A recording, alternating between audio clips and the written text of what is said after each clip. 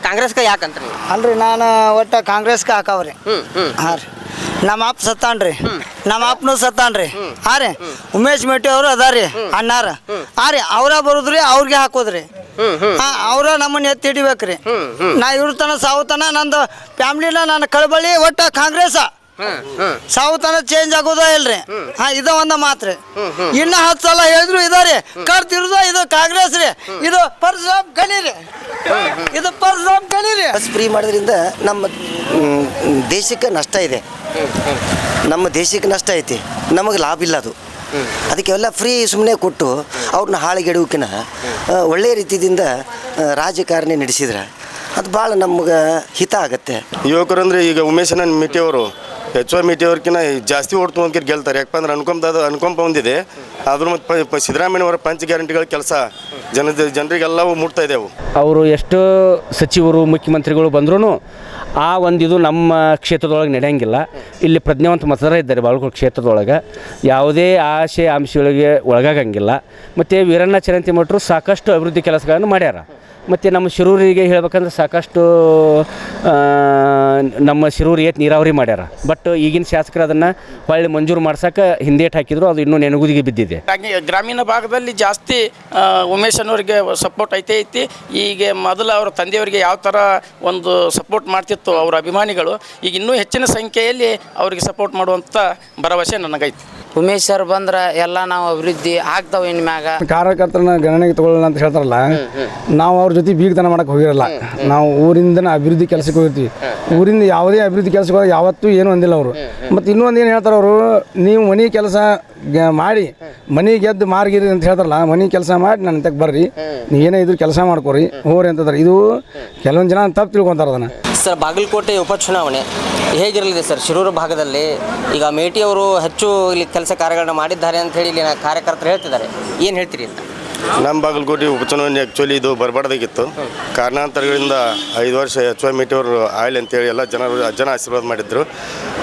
ವಿಧಿವಶಾತವಾಗಿ ಅವರು ಇವತ್ತು ತೀರ್ ಹೋಗಿದ್ದರಿಂದ ಉಪಚುನಾವಣೆ ಆಗ್ತಾಯಿದೆ. ಶಿರೂರಿನಲ್ಲಿ ಹಲವಾರು ಕಾಮಗಾರಿಗಳು ಮಾಡಿದ್ದಾರೆ. ಕೆರೆ ತುಂಬಿಸಿ ಯೋಜನೆ ಬಂತು, ಹೊಸ ಕಟ್ಟಡ ಐವಿ ಬಂತು, ಮತ್ತು ಎಲ್ಲ ಪಂಚ ಗ್ಯಾರಂಟಿಗಳು ಬಂತು. ಎಲ್ಲನೂ ಈ ಸಿದ್ದರಾಮಯ್ಯ ಸರ್ಕಾರ ಜನರಿಗೆಲ್ಲ ಮುಟ್ಟುವಂಥ ಸರ್ಕಾರ ಇದೆ. ಆದರೂ ಈ ಸರಿನಾದರೂ ನಾವು ಉಮೇಶ್ ಮಿಟಿಯವರು ಒಂದು 10,000 ಲೀಡ್ ಗೆಲ್ತಾರೆ. ಈ ಒಂದು ಉಪಚುನಾವಣೆ ಬರಬಾರ್ದಾಗಿತ್ತು. ವಿಧಿ ಆಟದ ಮುಂದೆ ಯಾರೂ ದೊಡ್ಡವರಲ್ಲ.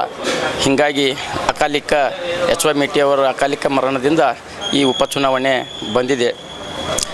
ಈ ಚುನಾವಣೆ ಇದು ಯಾವ ಥರ ಚುನಾವಣೆಯಪ್ಪ ಅಂತಂತಂದ್ರೆ, ಬಾಗಲಕೋಟೆಯ ಒಟ್ಟಾರೆ ಅಭಿವೃದ್ಧಿಯ ಚುನಾವಣೆ ಆಗಾಕತ್ತೈತಿ. ಈಗ ಎಲ್ಲ ಕಡೆ ಏನಾಗ್ಬಿಡತ್ತಿ, ಈ ಬಡವರಿಗೆ ಅನುಕೂಲ ಆಗುವಂಥ ಒಂದು ಏನು ಮೆಡಿಕಲ್ ಕಾಲೇಜ್ ಅಂತಂದ್ರೆ ಅದೇನು ಸಣ್ಣ ಕೆಲಸ ಅಲ್ಲ. ಮೆಡಿಕಲ್ ಕಾಲೇಜ್ ಆಗೋದ್ರಿಂದ ಹಿಡ್ಕೊಂಡು ಈಗ ಬಡವರು ಯಾವುದೇ ಹಾಸ್ಪಿಟ್ಲಲ್ಲಿ ಹೋದರೂ ಕೂಡ ಈ ಒಂದು ಯಾವುದೇ ಸಣ್ಣ ಪುಟ್ಟ ಆಪ್ರೇಷನ್ ಇರಲಿ, ಸಣ್ಣ ಪುಟ್ಟ ಸಮಸ್ಯೆಗಳಿದ್ದರೂ ಸಹಿತ 50,000 60,000 ಲಕ್ಷ ಗಂಟಲೆ ಖರ್ಚು ಮಾಡುವಂಥ ವ್ಯವಸ್ಥೆ ಐತಿ. ಆ ಒಂದು ಸರ್ಕಾರಿ ಮೆಡಿಕಲ್ ಕಾಲೇಜ್ ಆಯ್ತು ಅಂತಂತಂದ್ರೆ ಇದು ಈ ಭಾಗದ ಎಲ್ಲ ಬಡವರಿಗೆ ಭಾಳ ಅನುಕೂಲ ಆಗತ್ತೆ, ಅವರ ಒಂದು ಸಮಸ್ಯೆಗೆ ಪರಿಹಾರ ಸಿಗುತ್ತೆ ಅನ್ನುವಂಥದ್ದು ಒಂದು ಆಶಾಭಾವನೆ. ಎರಡನೇದಾಗಿ ಈ ಒಂದು ಬಾಗಲಕೋಟೆ ಅಭಿವೃದ್ಧಿಗೋಸ್ಕರ ಏನು ಈ ವರ್ತಕರ ಒಂದು ವ್ಯಾಪಾರ ಮಾರುಕಟ್ಟೆ ಏನು ಇದೆಯಲ್ಲ, ಒಂದೇ ಕಡೆ ಮಾಡುವಂಥ ಒಂದು ಏನು ನಿರ್ಧಾರ ಮುಂದಿನ ವರ್ಷ ನಾನು ತೊಗೊತೀನಿ ಅಂತ ಸಿದ್ದರಾಮಯ್ಯ ಸಾಹೇಬರು ಒಂದು ಮಾತು ಕೊಟ್ಟಾರ.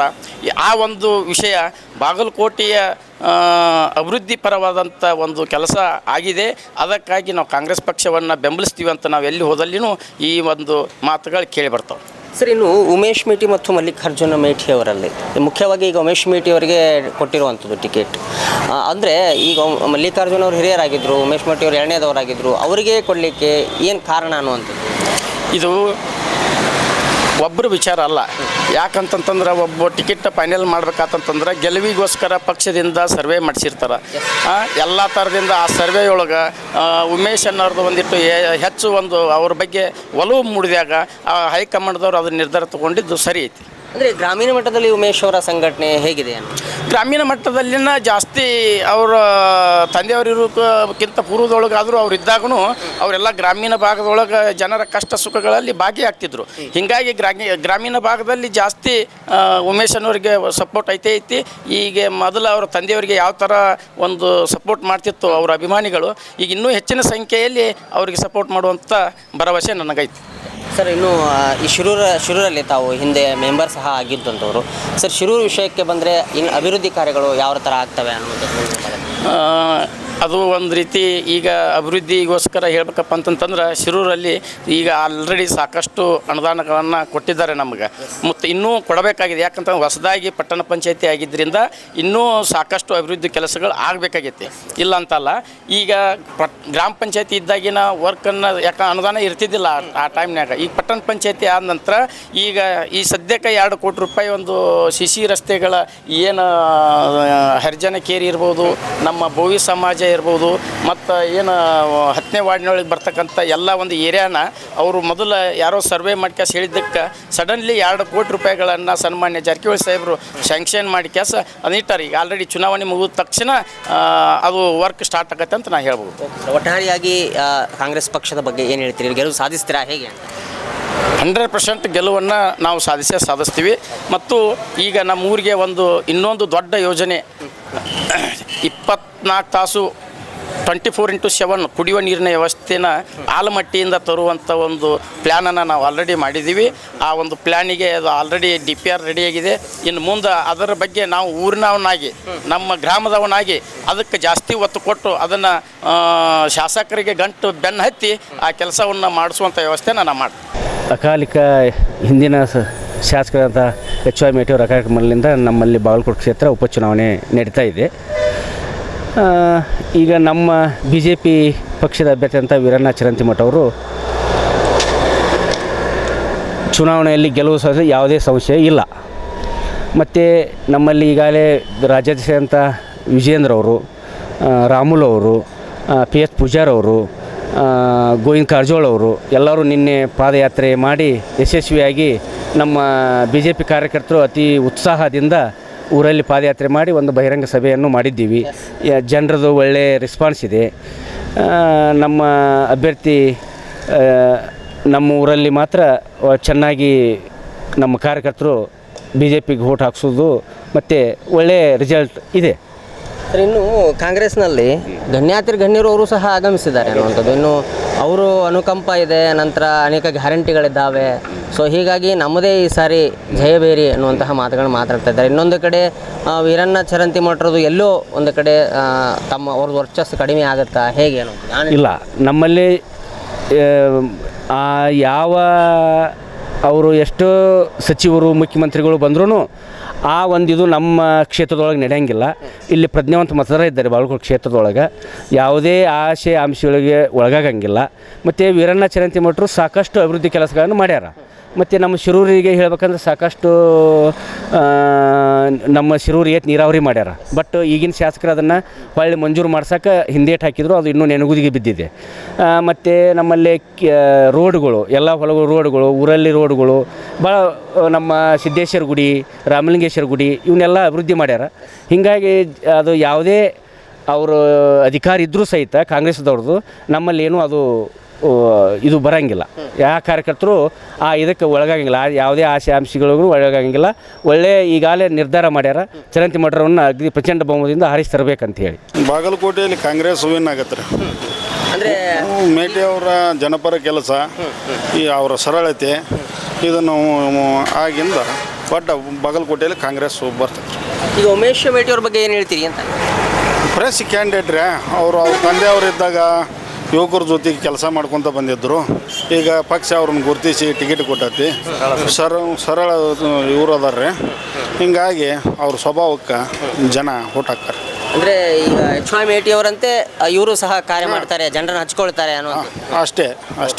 ಸರ್, ಇನ್ನು ವೀರಣ್ಣ ಚರಂತಿಮಠರು ಅಭಿವೃದ್ಧಿ ಹರಿಕಾರ ಅಂತ ಹೇಳಿ ಕರೀತಾರೆ ಕಾರ್ಯಕರ್ತರು.